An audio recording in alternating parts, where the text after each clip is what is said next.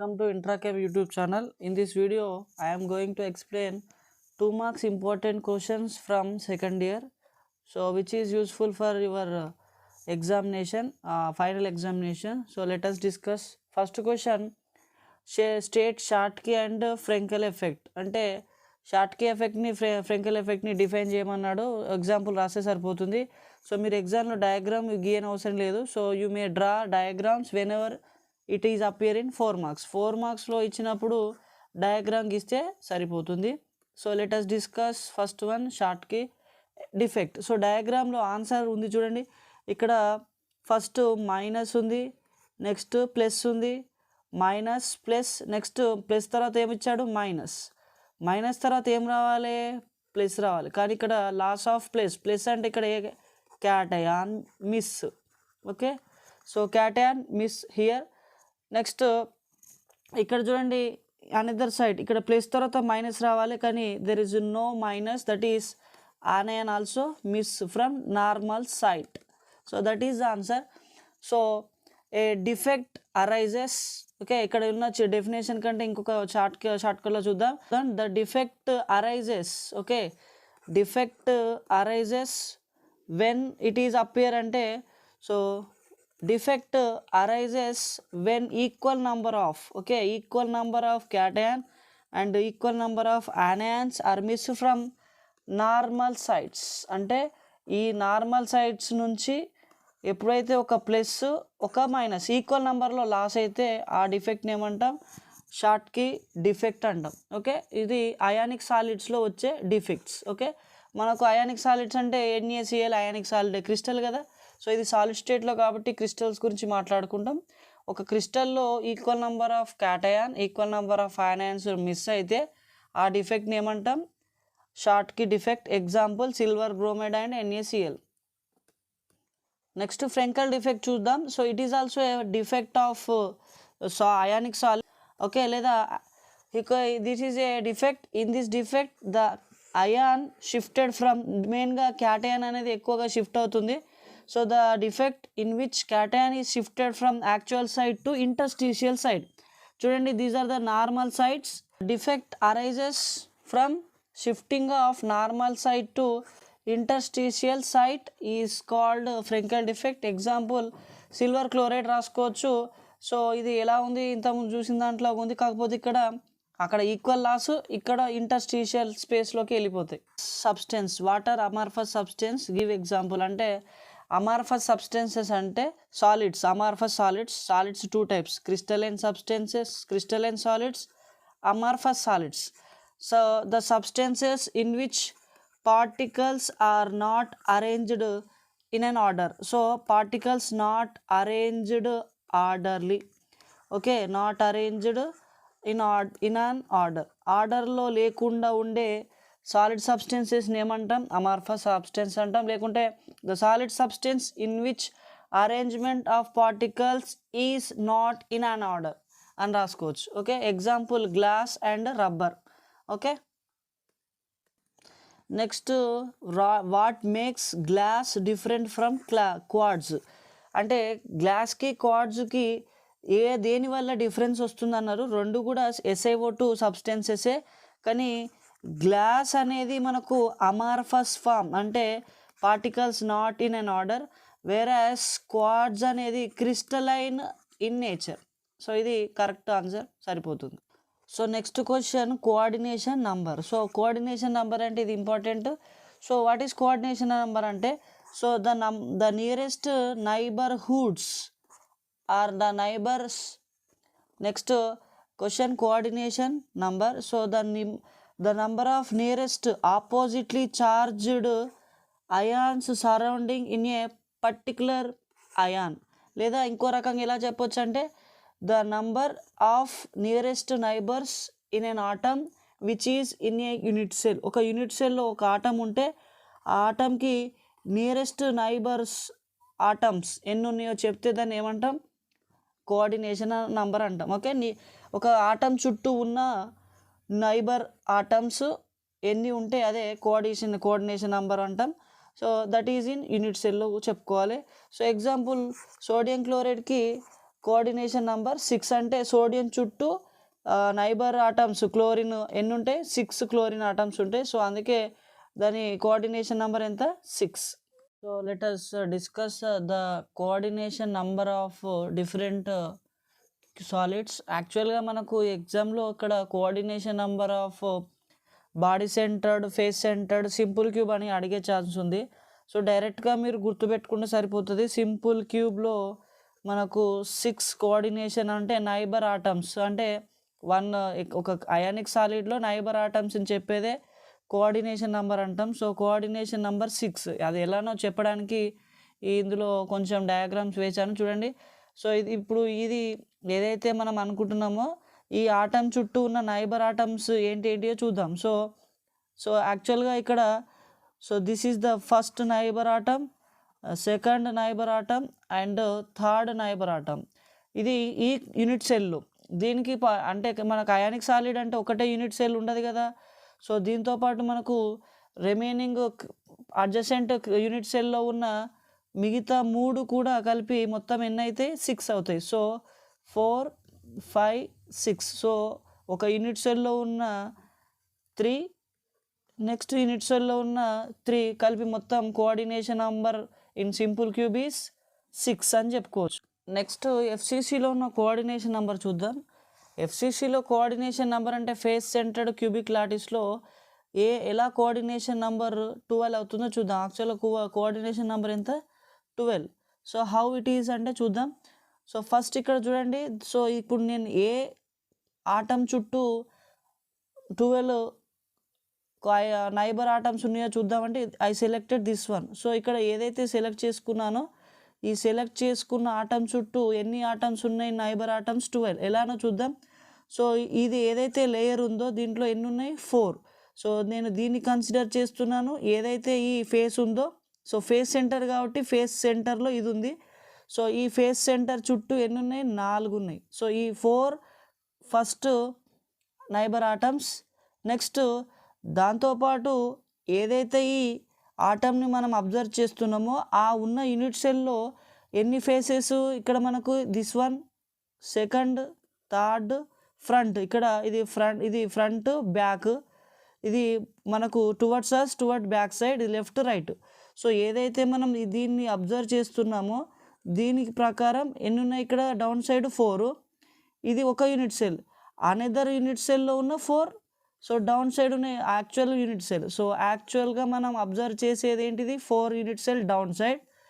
Another unit cell contained 4 faces nearer to this atom. మనకు మిగతా faces ఇక్కడ కూడా నైబర్ ఆటమ్ ఉంటుంది, కానీ this is not belongs to this one. Okay, చాలా గుర్తుపెట్టుకోండి, ఇంపార్టెంట్ అది. సో దీని ప్రకారము ఇక్కడ మనం ఏం చెప్పుకుంటున్నాం, కలర్స్. సో ఇక్కడ డౌన్ సైడ్లో మనకు 4, అప్ సైడ్లో 4.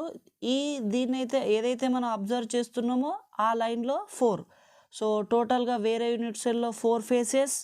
ఆ ఏదైతే ఆటం చూస్తున్నామో ఆ యూనిట్ సెల్లోని 4 ఫేసెస్, టోటల్గా 8. నెక్స్ట్ కార్నర్లో ఉన్న 4. సో టోటల్గా 4 + 4 + 4 12 coordination number for FCC. Next చూద్దాం హెక్సాగోనల్. మనకు హెక్సాగోనల్లో ఎన్ని ఉంటాయో చూద్దాం. హెక్సాగోనల్ కోఆర్డినేషన్ నెంబర్ చూస్తే, so I'm observing this is the atom. So to this atom how many neighbour atoms are coordination number ఉందో చూద్దాం. సో ఈ ఆటమ్కి కోఆర్డినేషన్ నెంబర్ ఎంత ఉందో చెప్పాలంటే ఫస్ట్ హెక్సాగోనల్ అంటే 6. ఇక్కడ ఏదైతే కార్నర్స్ ఉన్నాయో hexa. Next cubic close packed. Cube అంటే మనకు టాప్లో 3 అంటే నెక్స్ట్ బాటంలో 3 ఆటమ్స్ క్యూబిక్ అరేంజ్ అయ్యి క్లోజ్ ప్యాకింగ్లో ఉంటాయి. So to this atom in the hexagonal layer 6 atoms are present, and above the layer 3, and bit downside of the hexagonal 3. So టోటల్గా 6 అనేది లేయర్లో ఉంటాయి. Next above the hexagonal layer 3 and below the hexagonal that is 3. So టోటల్గా 12 in hexagonal cubic closed packet. So this is the question. So next coordination number of BCC గురించి మాట్లాడుకున్నాం, explanation అయిపోయింది. Next crystal lattice unit cell గురించి చూద్దాం. So crystal lattice అంటే మనకు తెలుసు.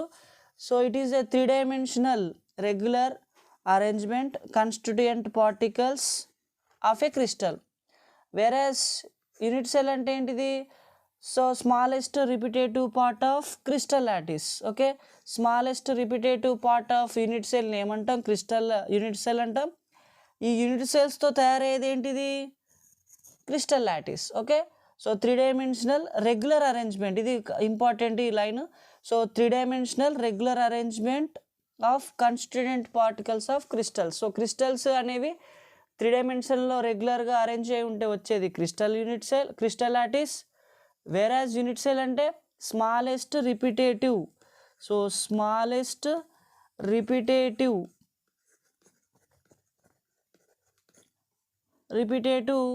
part of crystal lattice. Okay, smallest repetitive part of crystal lattice is called unit cell అని చెప్పి. క్వశ్చన్ చూద్దాం. How many lattice points in FCC అనే క్వశ్చన్ ఉంది. సో చూద్దాం ఎఫ్సిసి లాటిస్ పాయింట్స్ ఎన్నో చూడాలంటే ఫస్ట్ ఎఫ్సిసి స్ట్రక్చర్ వేద్దాం. సో ఎఫ్సిసి స్ట్రక్చర్లో ఎన్నున్నాయో చూద్దాం. సో మనకు తెలిసి ఇక్కడ కార్నర్స్లో how many atoms? 8 corners. So these are the lattice points, 8 lattice points. కాకపోతే ఎఫ్సిసిలో కార్నర్స్తో పాటు faces also having lattice points. So faces దగ్గర ఉన్న లాటిస్ పాయింట్స్ ఏంటివి? 1 2 3 4 అండ్ ఫ్రంట్ బ్యాక్. సో 8 అనేది మనకు జనరల్గా ఉంటాయి. నెక్స్ట్ ఇక్కడ కార్నర్స్. సో దాంతోపాటు ఎక్స్ట్రా 6 ఫేసెస్ ఉంటాయి కాబట్టి టోటల్గా ఎన్ని లాటిస్ పాయింట్స్ ఉంటాయి? 14. So this is about face centered cubic lattice lattice points in FCC. So next question చూద్దాం. How many lattice points in BCC? Body సెంటర్లో ఎన్ని లాటిస్ పాయింట్స్ ఉంటాయి అడుగుమన్నాడు. సో ఇక్కడ నెక్స్ట్ బాడీ సెంటర్లో ఎన్ని లాటిస్ పాయింట్స్ ఉన్నాయో చూద్దాం. So he asked how many lattice points in BCC. So BCC అంటే మనం బీసీసీ మీన్స్ బాడీ సెంటర్, అంటే కార్నర్స్తో పాటు ఎక్స్ట్రాగా మనకు ఎక్కడుంటాయి? ఒక complete atom centre of the unit cell, that is in the body of unit cell. So అది చూద్దాం. So in the centre of the unit cell one complete atom is present. So 1 complete atom. Next కార్నర్స్లో మనకి ఎన్ని టోటల్గా? 4. ఇక్కడ 8 corners. So 8 + 1. So టోటల్గా 9 lattice points present in BCC. అదే simple cube అని అడిగితే సో సింపుల్ క్యూబ్లో డైరెక్ట్గా చెప్పొచ్చు, సింపుల్ క్యూబ్లో 8 లాటిస్ పాయింట్స్, ఎందుకంటే there is no centre atom. Okay, right. So what is solution అన్నాడు. సొల్యూషన్ అంటే ఏం లేదు. So homogeneous mixture of 2 or more components. అంటే ఇప్పుడు మనకు షుగర్ సొల్యూషన్ ఉందనుకోండి, షుగర్ కరిగిన తర్వాత వచ్చేదాన్ని సొల్యూషన్ అంటాం. కాబట్టి సాల్వెంట్ ప్లస్ సొల్యూట్ కలిపితే వచ్చేది సొల్యూషన్. దట్టు హోమోజీనస్, ఒకే రకంగా ఉండాలి, డిఫరెంట్గా కనపడద్దు. So homogeneous mixture of 2 or more components is called solution. Next question, ఇది సొల్యూషన్ నుంచి చదువుకుంటున్నాం కదా. సొల్యూషన్స్లో next question molality. So all of you know that. So number of moles present in 1 kg solvent. సో చాలా సింపుల్గా రాసుకోవచ్చు. So small m is equal to number of moles of solute per KG solvent. అంటే సాల్వెంట్ని ఇక్కడ కేజీస్లో చెప్తే అది వచ్చేది moles. Number of moles of solute present in 1 kg solvent. So ఇది దేని గురించి చెప్తుంది అంటే కాన్సన్ట్రేషన్ గురించి చెప్తుంది. So next question, parts per million. So ppm అనేది చాలా ఇంపార్టెంట్.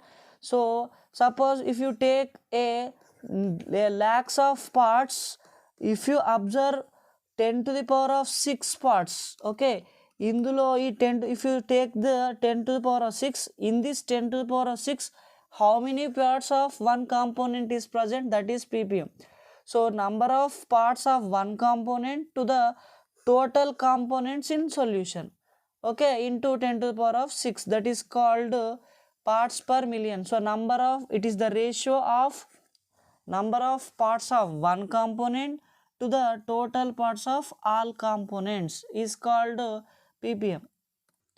నెక్స్ట్ పర్సెంటేజ్ వాల్యూమ్ లేదా వాల్యూమ్ పర్సెంటేజ్ చూద్దాం. సో వాల్యూమ్ పర్సెంటేజ్ అంటే సో ఒక వాల్యూమ్ ఆఫ్ టేకెన్, ఒక సొల్యూషన్లో తీసుకున్న టోటల్ సొల్యూషన్లో ఒక కాంపోనెంట్ యొక్క వాల్యూమ్ ఎంత ఉందో చెప్పేదే volume percentage.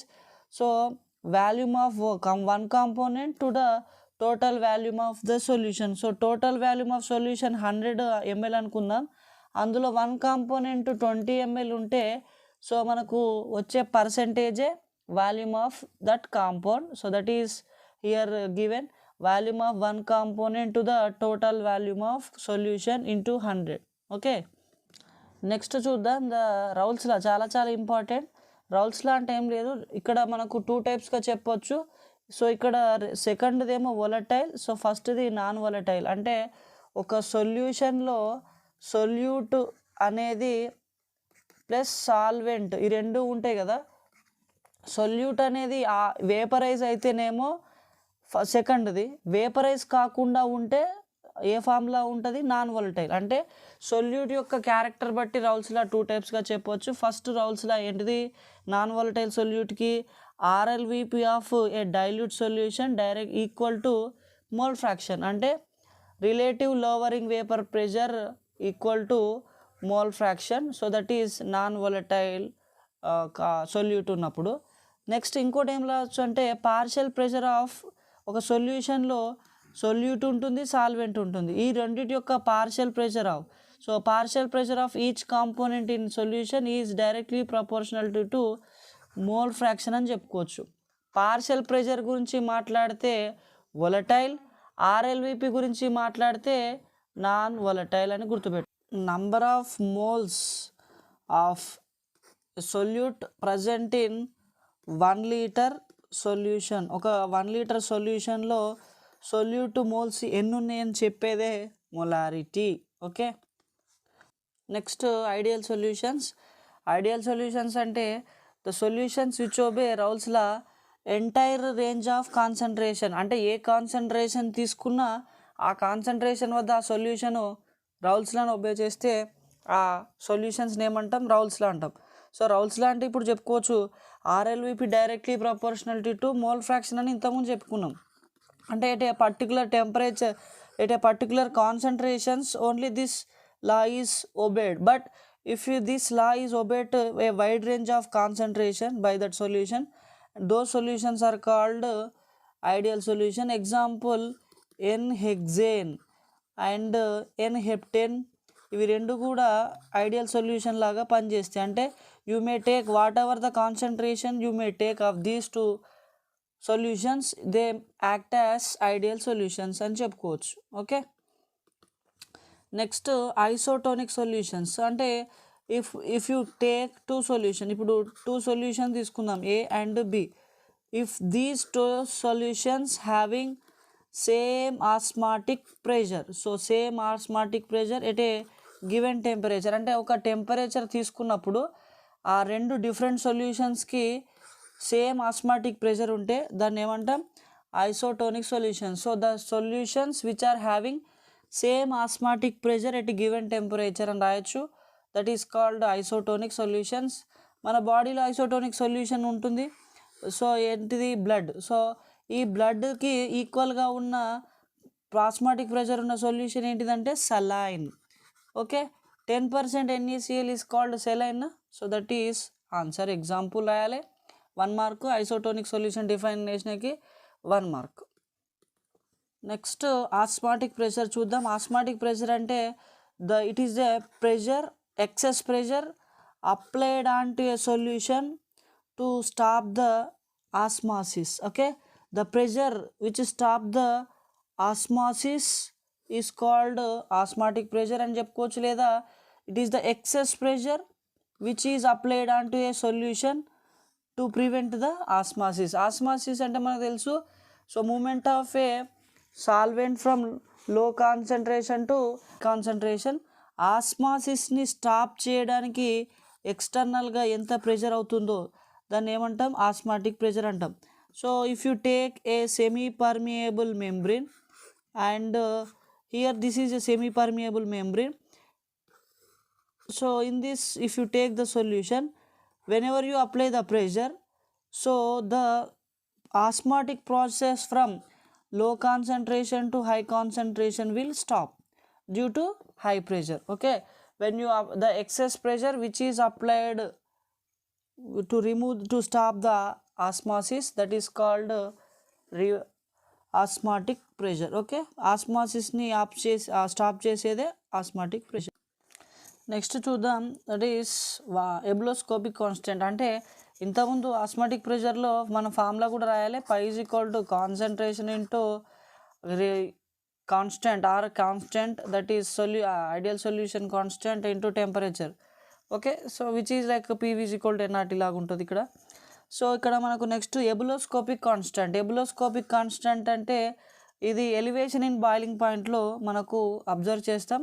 So elevation in boiling point, depression in freezing point, RLVP, osmotic pressure, ఇవన్నీ కూడా colligative properties. So colligative properties అంటే the properties only depend on solute particles.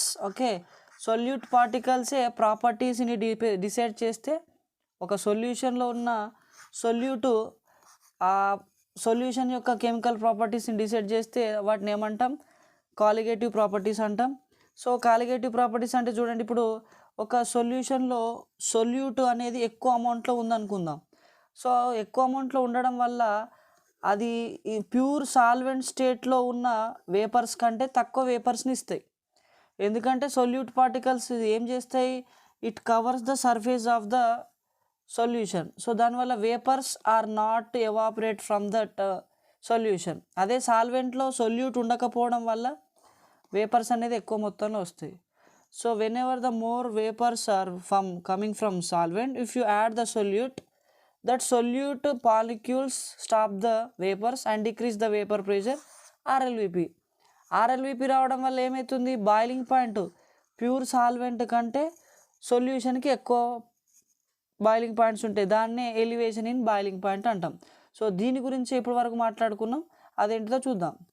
So అదే ఆ ఎబులోస్కోపిక్ కాన్స్టెంట్ ఏంటిదో చూద్దాం. So elevation boiling point of the 1 molar solution అంటే, so KB is equal to elevation in boiling point for 1 molar. అంటే ఒక molality సొల్యూషన్కి ఉన్న elevation in boiling పాయింట్ని ఏమంటున్నాం, ఎబులోస్కోపిక్ కాన్స్టెంట్ అంటాం. సో దిస్ ఎబులోస్కోపిక్ కాన్స్టెంట్ దేనికి, మరి నాన్ వోలటైల్ సొల్యూట్కి. సో ఎబులోస్కోపిక్ కాన్స్టెంట్ ఏంటిది, so it is the for elevation in boiling point of 1 molar non volatile solute containing solution is called ebullioscopic. Next cryoscopic constant చూద్దాం. So cryostatic constant అంటే depression in freezing point. అంటే solute add చేయడం వల్ల solvent యొక్క actual freezing point తగ్గిపోతుంది. సో దాన్ని depression in freezing point అంటాం. ఈ depression in freezing point for 1 molar సొల్యూషన్కి ఎంతైతే ఉంటుందో ఆ ప్రోడక్ట్ని ఏమంటున్నాం, కేఎఫ్ అంటున్నాం. So the depression in freezing point for of 1 molar solution containing non volatile, అంటే అది ఆవిరి కాకుండా ఉండే ఏ సొల్యూషన్లోనైతే సొల్యూట్ వొలటైల్ కాకుండా అట్లే ఉంటుందో ఆ సొల్యూషన్కి ఉండే 1 molar depression point is called KF అంటాం. Okay, so next molar conductivity అంటే ఏంటిదో చూద్దాం. సో పేరులో ఉంది మోలార్ కండక్టివిటీ. అంటే 1 మోల్ ఎలక్ట్రోలైట్ నుంచి వచ్చే ఎలక్ట్రిక్ కరెంట్, అంటే 1 mole of electrolyte solution produced conductivity is called molar conductivity అని చెప్పొచ్చు. మరోసారి 1 mole electrolyte solution produced conductivity by all ions. Okay, 1 mole electrolytic solution produced conductivity with VML solution, with VML of solution. అంటే electrolyte solution VML తీసుకుంటాం, దాని యొక్క అందులో ఎన్ని moles, 1 mole ఉండాలి. ఆ ఎలక్ట్రోలైటిక్ సొల్యూషన్ నుంచి వచ్చే కండక్టివిటీనే 1 మోలార్ కండక్టివిటీ అంటాం. సో చూడండి ఇక్కడ ఇవి anions, cations. So the total ions 100 అనుకుందాం. ఈ 100 అయాన్స్ ఎందులో ఉన్నాయి, 1 మోల్ ఆఫ్ సొల్యూషన్లో ఉన్నాయి. ఈ 100 మోల్స్, ఈ 1 మోల్ ఆఫ్ సొల్యూషన్లో ఉండే ఆల్ అయాన్స్ నుంచి వచ్చిన కండక్టివిటీనే మోలార్ కండక్టివిటీ. అంటే it is the conductivity of gram molecular weight of electrolyte solution with VML, which is having the electrode distance with unit length and area of cross section A అని కూడా చెప్పొచ్చు. ఇది రెండిట్లో ఏది రాసినా కరెక్టే అవుతుంది. మరి ఇక్కడ రిలేషన్ కూడా అడిగాడు. Next what is the relation అడిగాడు కదా. సో రిలేషన్ ఏంటిదో కూడా కంపల్సరీ రాయాలి. సో మోలార్ కండక్టివిటీ ఈ lambda is equal to K conductivity into here volume. So conductivity is the K, that is kappa, and here volume is V. Okay, so V into K is expressed the molar conductivity. So this is the relation. So మీది ఇది కూడా రాస్తే 1 mark, డెఫినేషన్కి 1 mark. Next question Nernst equation అడిగాడు. So Nernst equation అనేది చాలా simple. So ఇక్కడ రెండు పాయింట్లు మనం గుర్తుపెట్టుకోవాలి. So it explain the electrode potential, the relation between electrode potential అంటే ఈ ఎలక్ట్రోడ్ యొక్క potential how it is affected by the concentration. ఈ ఎలక్ట్రోలైటిక్ సొల్యూషన్ యొక్క కాన్సన్ట్రేషన్ బట్టి ఈ ఎలక్ట్రోడ్ పొటెన్షియల్ వాల్యూస్ ఎలా ఉంటాయి అని చెప్పేదే నెర్నెస్ట్ ఈక్వేషన్. ఇక్కడ చూడండి ఈ డయాగ్రామ్. సో ఇది కన్సిడర్ దిస్ 1, దిస్ ఈస్ 2. ఇక్కడ డయాగ్రామ్లో ఎలక్ట్రోలైట్ సొల్యూషన్లో కాన్సన్ట్రేషన్ తక్కువ ఉంది, అంటే ఇలా లైట్గా వేసిన, సో అప్పుడు ఎలక్ట్రోడ్ పొటెన్షియల్ వాల్యూస్ తక్కువ ఉండొచ్చు. సో ఇక్కడ concentration of electrolytic solution is more, అప్పుడు ఇక్కడ ఈ ఎలక్ట్రోడ్ పొటెన్షియల్ నుంచి వచ్చే ఫ్లో ఆఫ్ కరెంట్ ఎక్కువ ఉండొచ్చు. సో ఇలా ఎలక్ట్రోడ్ పొటెన్షియల్ యొక్క capacity, so dependence of electrode potential is on concentration of the electrolyte. Okay, so that is the nearest equation. So dependence of electrode potential on concentration of ions in which they are reversible or irreversible ఉండే రియాక్షన్లో ఇది నెర్నెస్ట్ equation అనేది అప్లికేబుల్గా ఉంటుంది అని చెప్పొచ్చు.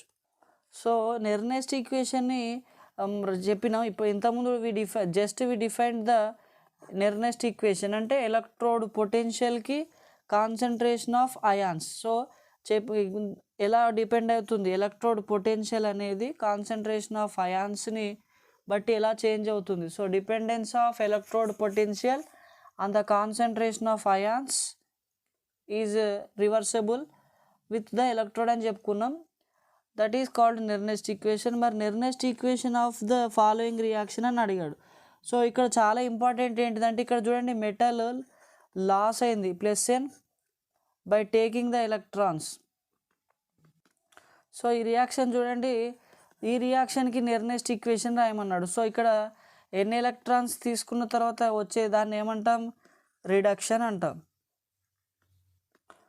So ఈ రిడక్షన్కి సంబంధించిన నెర్నెస్ట్ equation ఎలా రాస్తాం, so M + n state to M అనేది రాసి, సో మనకు ఎలక్ట్రోడ్ పొటెన్షియల్ ఏంటిది ఎప్పుడు వచ్చిందంటే ఈ +n టు +m, మనకు ఇక్కడ వాల్యూస్ మనకు +2.303 by NF/RT log reduced form by oxidation form.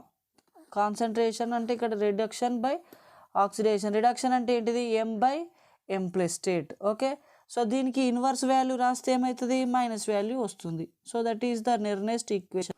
So ఇదే రియాక్షన్ ఇంకో రకంగా కూడా రాయొచ్చు మనము. So this is the Nernst equation for half cell అని చెప్తాం. So నెర్నెస్ట్ for reaction for half cell ఇక్కడ ఒకటే ఉంది కాబట్టి హాఫ్ సెల్ అంటాం. So cation conversion into metal కదా. సో ఇక్కడ మనం 2.303 R వాల్యూ కాన్స్టెంట్ టెంపరేచర్, మనం ఎప్పుడైతే మనం కాన్స్టెంట్ టెంపరేచర్ 25 degrees వరకు తీసుకుంటే అప్పుడు E0 ఎలక్ట్రోడ్ పొటెన్షియల్ M+2, ఇది సెల్ పొటెన్షియల్, ఇక్కడ electrode potential -0.059 by N into log, మనకేం చెప్పుకోవచ్చు ఇక్కడ డైరెక్ట్గా M/M+ అని చెప్పుకోవచ్చు. M+ concentration, metal cation concentration. ఇక్కడ మనకు ఇలా ఏం రాసుకున్నాం, ఫస్ట్ మెటల్/M+N రాసుకున్నాం. ఇక్కడ 1N ఎందుకు రాసినామంటే here 1 is explaining the metal కదా. మెటల్ అనేది సాలిడ్, సో సాలిడ్ అనేది యూనిటీగా ఉంటుంది కాబట్టి మెటల్ కాబట్టి 1గా తీసుకుంటాం. ఇక్కడ M ప్లస్ ఏంటిదంటే ఇక్కడ దాని యొక్క ఛార్జ్ ఉంటుంది కాబట్టి కంపల్సరీ దాని కాన్సన్ట్రేషన్ తీసుకుంటాం. పైన 1 ఎందుకు రాస్తున్నామంటే మెటల్ కాన్సన్ట్రేషన్ అనేది ఏంటిది యూనిట్గా తీసుకుంటాం. ఓకే, సాలిడ్ కాబట్టి. సో నెక్స్ట్ చూద్దాం, calculate the electrode potential of a cell. Next calculate the cell potential of the following reaction. ఇక్కడ సెల్ పొటెన్షియల్ అంటే ఒకటి మెగ్నీషియం ఏమైంది, మెగ్నీషియం +2గా కన్వర్ట్ అయింది. సిల్వర్ ఏమైంది, సిల్వర్ రిడక్షన్ అయింది. Ag ప్లస్ కాస్త Ag అయింది, మెగ్నీషియం కాస్త Mg+2 అయింది. అంటే magnesium undergo oxidation, silver undergo reduction. So మనకు నెర్నెస్ట్ ఈక్వేషన్ తెలుసు, cell potential is equal to electrode potential minus 0.05/n log oxidation concentration by reductant concentration అని రాసుకుంటాం. సో మరి ఈ ఫార్ములా యూజ్ చేసి మనకు Mg+2 కాన్సన్ట్రేషన్ ఆల్రెడీ ఇచ్చాడు కదా.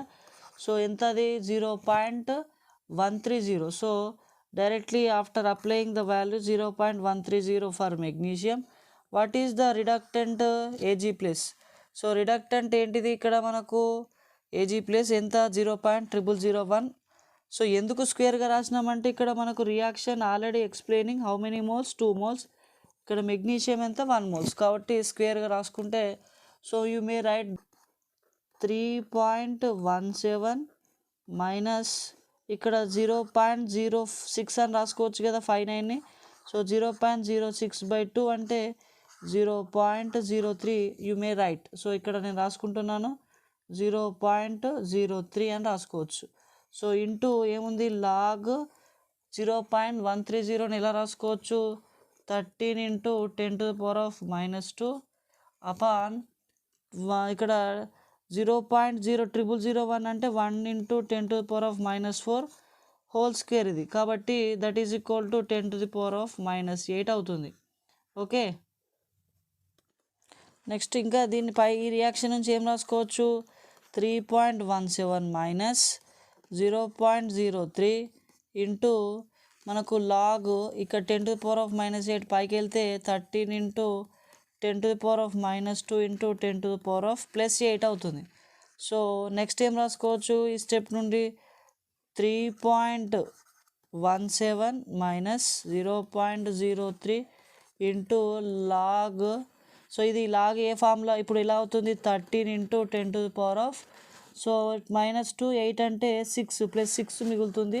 సో ఇది లాగ్ AB అనే ABN ఫార్ములా ఉంది కాబట్టి log A + n log B లాగా కన్వర్ట్ అవుతుంది. సో అలాంటప్పుడు ఏం రాసుకుంటాం 3.17 minus 0.03 into log A plus n log అంటే ఏంటిది ఇక్కడ 6 log 10. ఓకే, సో మనకు తెలుసు next 3.17 minus 0.03 into log 13 value మనకు 1.11 plus 6. So that is equal to ఏమవుతుంది 3.17 మైనస్ 0.03 ఇంటూ 7.11. సో మనకి ఈ రెండింటిని కలిపి వేస్తే ఎంత వస్తుంది 3.17 minus 0.21. So that will give 2.96 volts is the answer. So this is about nearest equation formula for important. So next Faraday second law. So Faraday first law second law compulsory important. So ఇక్కడ first లా ఉంది కాబట్టి చూద్దాం. ఇక్కడ ఏం లేదు, already మనం వీడియోలో 4 marks క్వశ్చన్లో ఇది ఎక్స్ప్లెయిన్ చేశాను, మీరు ఆ లింక్ కూడా అక్కడ చూడవచ్చు, సెకండ్ ఇయర్ కెమిస్ట్రీ ప్లేలిస్ట్లో ఉంటుంది. So when same amount of current passed through the different electrolyte నుంచి సేమ్ కరెంట్ పాస్ చేస్తే so electrolyte deposition of metal at electrode is depend on directly proportionality to gram equivalent weight of that electrolyte solution. అంటే when different same current passed through different electrolyte solution the amount of deposition is same quantity of when same amount of current passed through the different electrolytes, the deposition amount of metal at electrodes is directly proportionality to gram equivalent weights అని చెప్పుకుంటాం. అంటే same current pass చేస్తే దేని మీద descend అవుతుంది? Gram equivalent wait. ఏదైతే gram equivalent wait ఎక్కువ ఉంటుందో సో దాన్ని బట్టి, so gram equivalent wait directly proportionality to ఇక్కడ డిపాజిషన్ ఆఫ్ ద సబ్స్టెన్స్ అని చెప్పుకుంటాం. Okay, current is not effecting here, gram equivalent weight of that electrolyte is deciding the amount of substance liberated at electrode అని చెప్పొచ్చు. So this is Faraday second లా. ఇది రాస్తే 1 mark. Next ఇక్కడ ఈ formula రాస్తే 1 mark. ఏంటిది? m1/m2 is equal to E1/E2 electric gram equivalent weight అని చెప్పొచ్చు. ఓకే, నెక్స్ట్ ఇక్కడనే మనం రాసుకోవచ్చు Faraday first law. So what is Faraday first law చూద్దాం. What is Faraday first law అంటే, so the deposition of substance on electrode is directly proportionality to quantity of current passed through the electrolytic solution. అంటే ఒక electrolytic solution నుంచి ఎంత ఎక్కువ current pass చేస్తే ఆ electrode వద్ద అంత ఎక్కువ మెటల్ డిపాజిట్ అవుతుంది. So the deposition of the liberated or substance at electrode is directly proportional to quantity of current passed through the electrolytic solution. దీని ఫార్ములా ఏం రాసుకోవచ్చు డైరెక్ట్గా? m is equal to QCT, అంటే current how much amount of current, ఎంత coulombs of current, ఎంత time పంపినాం. So this 3 will decide the mass liberated at electrode. Next rate of reaction చూద్దాం. What is rate of reaction అన్నాడు. So rate of reaction అంటే ఏం లేదు, so ఒక reaction అనేది ప్రోడక్ట్ని ఫామ్ చేస్తుంది ఆన్ టైం ప్రొసీడింగ్, అంటే time going reactant concentration decreases, product concentration increases. దీన్ని ఏమంటాం? Change in concentration. So change in concentration of reactants or change in concentration of product in a unit time. ఒక unit టైంలో reactant ఎంత తగ్గినాయి, product ఎంత పెరిగినాయి అని చెప్పేదాన్నే రేట్ ఆఫ్ రియాక్షన్ అంటాం. So that is here already given in that. So దాన్ని ఇలా ఫార్ములాలో రాసుకున్నాడు. So rate of reaction is decrease in concentration of reactant in a unit time or in change in time, or దీనికి equal. ఇక్కడ decrease అంటే product ఇంక్రీజే కదా, change in ఇక్కడ డిక్రీజ్ కాదు, change in difference in product concentration with change in time అని రాసుకోవచ్చు. So ఇక్కడ యూనిట్స్ కూడా ఇంపార్టెంట్, చాలా చాలా important. So moles per litre per second అని రాసుకోవచ్చు. Okay, next zero order first order యొక్క యూనిట్స్ చెప్పమన్నాడు. What is order of reaction అంటే the powers of some of powers of concentration of reactants. అంటే ఈ పవర్స్ యొక్క సమ్నే మనం ఏం చెప్పుకుంటాం? ఆర్డర్ అంటాం. సో జీరో ఆర్డర్ రియాక్షన్ అంటేనేమో rate of reaction not decided by the reactant concentration, వేరాస్ first order reactions only depend on one reactant concentration. Okay, that is rate order of first order zero order definition. So definition for zero order is మనకు concentration per time కదా. So ఇక్కడ concentration అంటే ఏంటిది? Moles per litre. Time అంటే ఏంటిది? Per second. So this is for zero order. వేరాస్ in first order, so only there is no concentration decided by the units. So next first order units చూద్దాం. So యాక్చువల్గా మనకు concentration by time into 1 by concentration will give the order K constant. So according to this, so concentration అంటే ఏంటిది? moles per liter per second into 1 by order of the reaction ఎంత? 1. So ఇక్కడ concentration ఏంటిది? moles per liter. So దీన్ని నీట్గా రాస్తే ఇక్కడ moles per liter per second into 1 by moles per liter 1. ఇక్కడ 0 ఉంటే మనకు జీరో ఆర్డర్, 1 ఉంది కాబట్టి ఫస్ట్ ఆర్డర్. కాబట్టి మోల్స్ పర్ లీటర్ క్యాన్సిల్ అయితే ఏం మిగిలిపోయింది? Per second. So 1 by second is the first order. So zero order అయితే ఇక్కడ ఏం రావాలి? 0 వస్తుంది. ఫస్ట్ ఆర్డర్కి 1, సెకండ్ ఆర్డర్కి 2 వస్తుంది. So based upon this we can give the important pseudo first order reactions అని అడుగుతాడు. ఇది ఇక్కడ మనకు చెప్పుకున్న దాంట్లో లేదు, సో ఇది జనరల్గా చెప్తున్నాను. So pseudo first order reaction అంటే ఏంటిదంటే, so those reactions whose molecularity more than 1 but those order equal to 1, order first ఆర్డరే కానీ మాలిక్యులారిటీ మాత్రం మోర్ దెన్ 1, అలాంటి రియాక్షన్స్ని ఏమంటాం? Pseudo first order reactions. So example ఇక్కడ చూస్తే మనకు హైడ్రాలిసిస్ ఆఫ్ ఎస్టర్ అని చెప్పుకోవచ్చు. హైడ్రాలిసిస్ ఆఫ్ ఎస్టర్ అంటే మనకు తెలిసిన ఎస్టర్ ఏంటిది? ఇథైల్ ఎస్టర్ కదా. So this is the ester. So చూడ్డానికి ఇది ఫస్ట్ ఆర్డరే కానీ దీంట్లో స్లో స్టెప్లో ఎన్ని మాలిక్యూల్స్ ఇన్వాల్వ్ అవుతాయి అంటే so more than 1 molecules involve అయితే సో దాన్ని ఇక్కడ ఏమంటున్నాం? Pseudo first order reaction. So acetic acid plus ethyl alcohols వస్తాయి. So this is about pseudo first order reaction. Order 1 molecularity greater than 1 or 2 అని రాసుకోవచ్చు.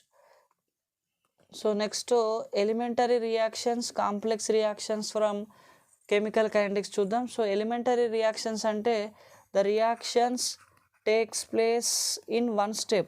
Okay, takes place in 1 step. So 1 step reactions అన్నీ ఏమంటాం? Elementary reactions అంటాం. So whereas ఇప్పుడు మనకు complex reactions అంటే మాత్రం so the reactions are occur in more than 1 step in a chain.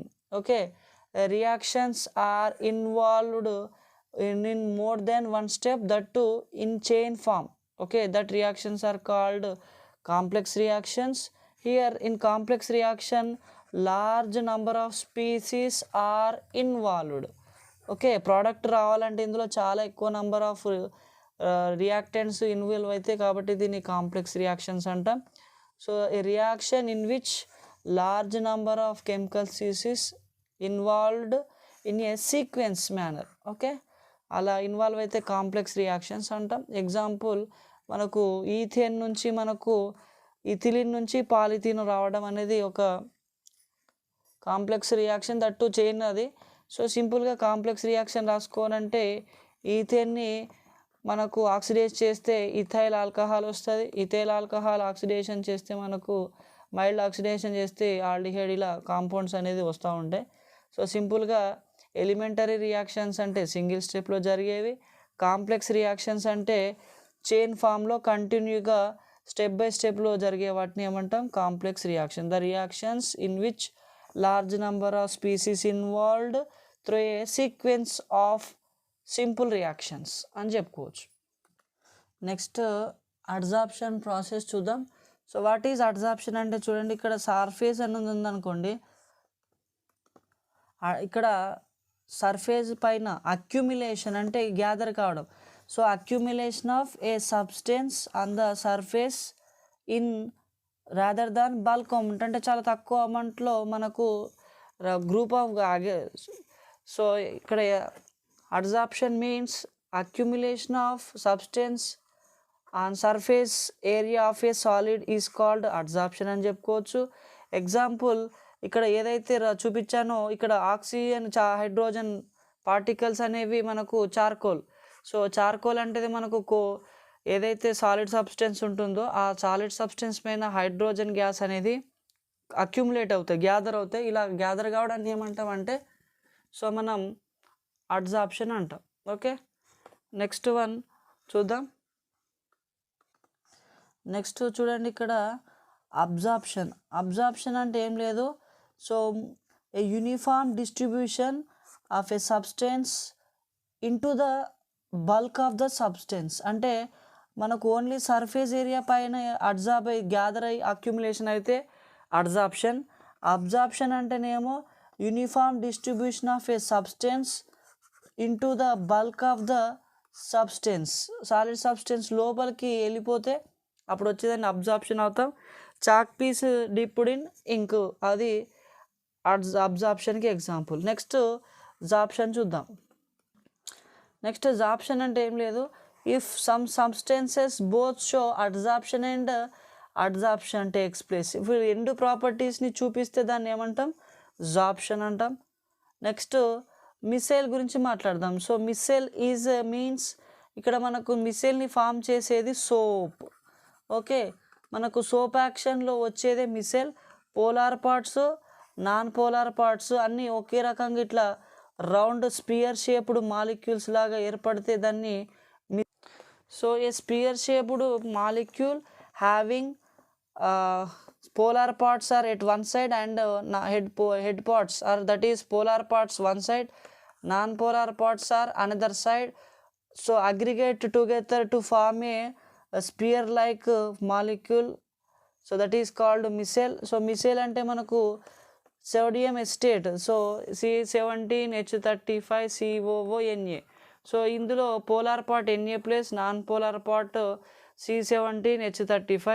So ఈ నాన్ పోలార్ పార్ట్స్ అనేవి ఒక దగ్గరికి అగ్రిగేట్ అయ్యి ఒక లార్జ్ స్పియర్ షేప్డ్ మాలిక్యూల్ వస్తుంది. దీన్నే మనం ఏమంటాం, మిసైల్ అంటాం. సో ఇక్కడ ఇచ్చాడు, so low concentrations of strong electrolyte exhibit colloidal behaviour and they aggregate together and form micelles. ఈ 3 పదాలు రాస్తే సరిపోతుంది.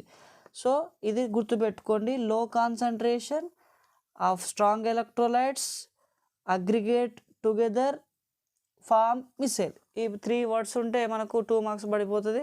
So example sodium stearate aggregate together form micelle అని రాస్తే ఎగ్జాంపుల్ కూడా ఆన్సర్ అయిపోద్ది. నెక్స్ట్ చూద్దాం peptization. So it is the process in which converting of precipitate into colloidal solution by shaking dispersion. అంటే so converting precipitate into colloidal sol అంటే it is converted into colloidal solution by shaking with an electrolyte. Okay, whenever you add electrolyte to a precipitate containing colloidal solution, so that precipitate converted into again colloidal solution, so that is called peptidation. So precipitated in colloidal salt, upon shaking with a electrolyte, it will converted into again colloidal solution, so that is called peptidation. Okay, peptidation means it is a process. So ఇక్కడ shortcut లో రాస్తాను చూడండి, process of converting A precipitate into colloidal solution. Okay, colloidal solution by the addition of small amount of electrolyte. Okay, యాక్చువల్గా ఏమవుతుంది, ఇక్కడ మనకు ఒక సొల్యూషన్లో precipitate ఇక్కడ ఉంటే దీంట్లోకి ఒక ఎలక్ట్రోలైట్ యాడ్ చేయడం వల్ల ఇది మళ్ళీ కొలాయిడల్ సొల్యూషన్గా మారితే ఆ ప్రాసెస్ని ఏమంటాం, పెప్టైజేషన్ అంటాం. Okay right. So this is first 2 marks. Next dialysis చూద్దాం. వాట్ ఈస్ డయాలసిస్ అంటే, so it is the process of removing dissolved substances from colloidal solution. ఒక కొలాయిడల్ సొల్యూషన్లో ఆల్రెడీ డిజాల్వ్ అయిన ఉన్న ఇంప్యూరిటీస్ని రిమూవ్ చేయడమే dialysis. So removal of dissolved substance from colloidal solution. So ఇప్పుడు మనకు బ్లడ్లో impurities ఉంటాయి. సో ఆ ఇంప్యూరిటీస్ని బ్లడ్ నుంచి రిమూవ్ చేయడాన్ని మనం డయాలసిస్ అంటాం. So dialysis is applied whenever kidney function is not in proper way. Okay, dialysis made faster by the addition of electromotive force. అంటే ఈ డయాలసిస్కి ఎలక్ట్రోమోటివ్ ఫోర్స్ అంటే కరెంట్ని పంపించడం వల్ల so the impurities which are in positive form negative form, so those can be separated. So ఇక్కడ dialysis how it is fast అన్నారు కదా. సో ఒక ఇంప్యూరిటీ సొల్యూషన్ ఉన్నదనుకుందాం. ఈ ఇంప్యూరిటీ సొల్యూషన్ నుంచి మన టార్గెట్ ఏంటిది, removal of impurities from the colloidal solution. Whenever you apply electromotive force, then what happen in colloidal solution, the positive impurities and negative impurities are separated by the electromotive force. అంటే current apply చేయడం వల్ల opposite charges ఎలక్ట్రోడ్కి opposite impurities వెళ్ళిపోయి తొందరగా జరుగుతుంది. So answer, when you apply the EMF the dialysis process occur very fast అని రాస్తే సరిపోతుంది. Next one Tyndall effect. So what is Tyndall effect చూద్దాం. సో టిండాల్ ఎఫెక్ట్ అంటే when we pass a light through the colloidal solution, now we can see the path of light. అంటే morning మనకు ఎప్పుడైతే sunlight ఇలా వస్తుందో మన ఇంట్లో ఉన్న డస్ట్ పార్టికల్స్ అనేవి కొల్లాయిడ్ కదా. సో ఆ కొల్లాయిడ్ పార్టికల్స్ యొక్క మూమెంట్ బట్టి మనం ఆ లైట్ యొక్క పాత్ని గమనించవచ్చు. So that is a Tyndall effect. So Tyndall effect means light when passes through colloidal solution we can see able to see the path of light. So that is called Tyndall effect which will give the luminous beam. అంతే కదా, morning మనకు ఇట్లా dust particles అనేవి moment కనబడుతుంది when ever these light is passed through the colloidal solution. So అక్కడ light colloidal solution ఏం చేస్తుందంటే light యొక్క పాత్ని విజిబుల్గా చేస్తుంది అనేది రాస్తే సరిపోతుంది. Next what is Brownian movement అని అడుగుతున్నాడు కదా. So what is Brownian movement అంటే zigzag movement of colloidal particles. Okay, ఇలా కొల్లాయిడల్ పార్టికల్స్ అనేవి జిగ్జాగ్గా వెళ్ళడాన్ని ఏమంటున్నాం, బ్రౌనియన్ మూమెంట్ అంటాం. So 1 line answer 2 marks. Okay,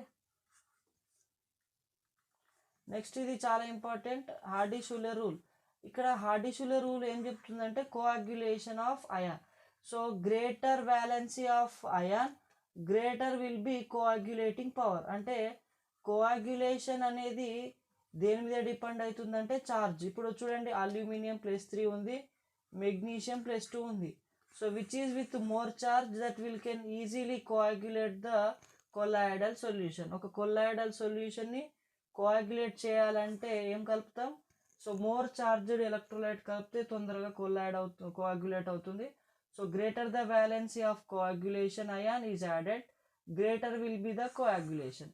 ఎంత పెద్ద ఛార్జ్ ఉన్నది యాడ్ చేస్తే అంత ఎక్కువగా కోయాగ్యులేషన్ జరుగుతుంది. సో కోయాగ్యులేషన్ యొక్క ప్రాబబిలిటీ ఎంత జరుగుతుంది అని చెప్పేదే హార్డీ-షులర్ రూల్. నెక్స్ట్ కోయాగ్యులేషన్ అంటే చూద్దాం. So it is the process of settling down of colloidal particles is called coagulation. So coagulation అంటే ఏం లేదు, ఒక సొల్యూషన్లోకి మనకు కొల్లాయిడల్ పార్టికల్స్ అనేవి ఇట్లా కిందికి మనకు డెన్సిమెటల్గా ఫామ్ అయ్యి ప్రెసిపిటేట్ లాగా మారుతుందో దాన్నే కోయాగ్యులేషన్ అంటాం, దీన్నే ప్రెసిపిటేషన్ అంటాం. So what is coagulation? So the process in which settling down of colloidal particles is called coagulation, precipitation, flocculation. ఈ మూడు ఒకటే. ఓకే, ఇది ఈజీగా ఉంటుంది. సో సెకండ్ డెఫినేషన్ కంటే ఇది ఈజీగా ఉంటుంది, ఇది రాయండి. నెక్స్ట్ ప్రొటెక్టివ్ కొల్లాయిడ్ అంటే ఏంటిదో చూద్దాం. So protective colloid means lyophilic colloid which is added to lyophobic colloid. So to prevent the coagulation అంటే ఒక లయోఫిలిక్ కొల్లాయిడ్ని యాడ్ చేస్తాం దేనికి, లయోఫోబిక్ కొల్లాయిడ్కి. అంటే లయోఫోబిక్ కొల్లాయిడ్స్కి ఏ ప్రాపర్టీ ఉంటుంది, కోయాగ్యులేషన్ తొందరగా అయ్యే ప్రాపర్టీ ఉంటుంది. సో దీన్ని ప్రివెంట్ చేయాలంటే నువ్వు ఏం యాడ్ చేస్తావు, lyophilic colloid. So addition of lyophilic colloid to lyophobic colloid to prevent the coagulation is called protective colloid. Next ఇక్కడ ఇచ్చాడు కోయాగ్యులేటింగ్ పవర్ ఆఫ్ ఫాలోయింగ్ అయాన్స్ అన్నాడు. ఇంతకుముందే చెప్పిన ఇదే హార్డీ-షులర్ రూల్కి ఎగ్జాంపుల్గా కూడా రాసుకోవచ్చు. సో ఎగ్జామ్లో హార్డీ-షులర్ రూల్ ఇచ్చి ఎగ్జాంపుల్ రాయమంటే ఇది రాసుకోవచ్చు. మోర్ ఛార్జ్, ఇక్కడ చూడండి, phosphate -3, sulphate -2, chloride -1 which is with more negative charge or more positive charge that is more coagulating power అని చెప్పుకోవచ్చు. నెక్స్ట్ అడుగుతున్నాడు చూడండి, sodium, barium, aluminium. Sodium, barium, aluminium. So first group, second group, third group. ఈ out of these 3 which easily coagulate the negative ion అంటే ఇంతకుముందే చెప్పిన more plus will reduce the more coagulate the easily minus అంటే which is with more positive easily coagulate the negative. అంటే aluminium chloride means ఇక్కడ Al+3 easily coagulate the negative contained sol. Okay, negative salt is easily coagulated by the Al+3 due to high charge according to Hardy-Shüler rule. More positive charge with which is easily coagulate the negative salt అని చెప్పుకోవచ్చు. Next one, how artificial rain is produced అంటే చాలా easy. So all of you know clouds are the colloids. So whenever they reaction with opposite charged particles, what happened, there may be dust particles whenever we passed onto the. So next ఏంటిది artificial, how artificial rain is produced అంటే, so whenever we pass dust particles with opposite charge, అంటే క్లౌడ్కి ఏదైతే charge ఉంటుందో ఆ ఛార్జ్కి opposite charged sols కానీ sand particles కానీ మనం స్ప్రే చేస్తే, whenever we spray opposite charged sols onto colloidal dust, then what happened, the clouds will become neutralized. So due to neutralization of clouds with the opposite charged dust or sand particles,